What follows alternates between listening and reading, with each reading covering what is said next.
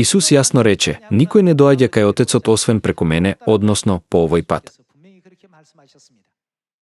Дали изразот освен преку мене га значи дека има 10, 20 или 100 патишта? Тој рече дека има само еден пат. Бог е патот што води до Царството Небесно, до спасението и до простувањето на гревовите.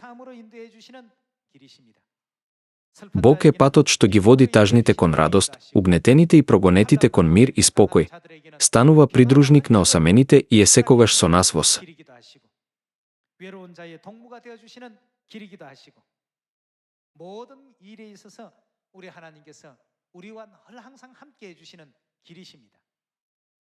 Но што се случува со душата ако го изгуби овој пат или го напушти како бескорисен?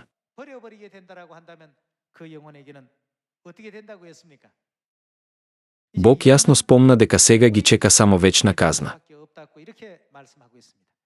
Да се свртиме кон Еремија, поглавје 2. Да видиме стих 8.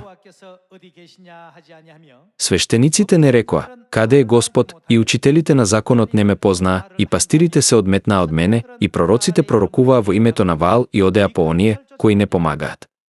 Затоа јас уште ќе се судам со вас, вели Господ, и со синовите на вашите синови ќе се судам.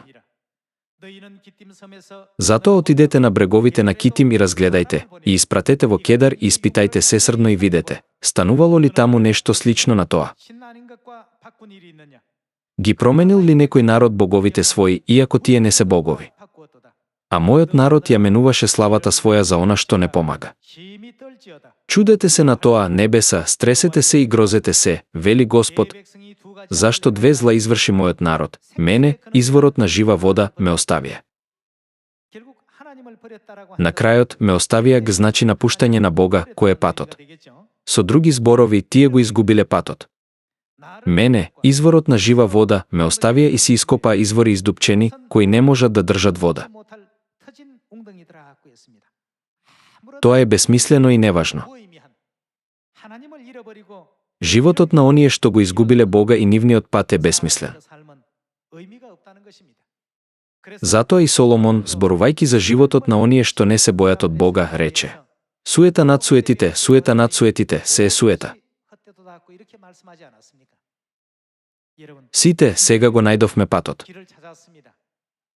Не смееме да го изгубиме најдениот пат. Да го погледнеме пророштвото од Михеј, поглавје 4, стих 1.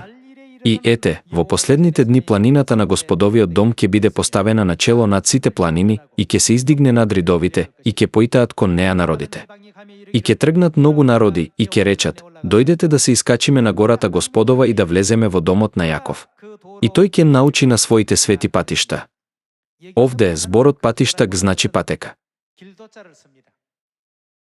Во англиската Библија се изразува како хезвеј, што значи патека.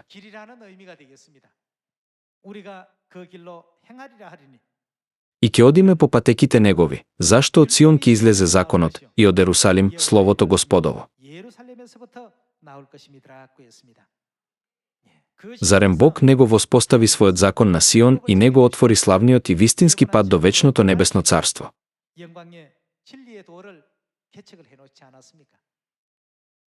За да не се изгубиме и да не талкаме.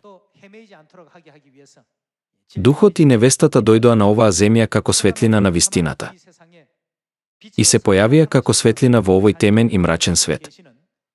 Тие повикаа нас, своите деца, велејки: соберете се на Сион. Затоа, каде и дан водат, да не го изгубиме патот или да не отстапиме од вистинскиот пат до самиот крај.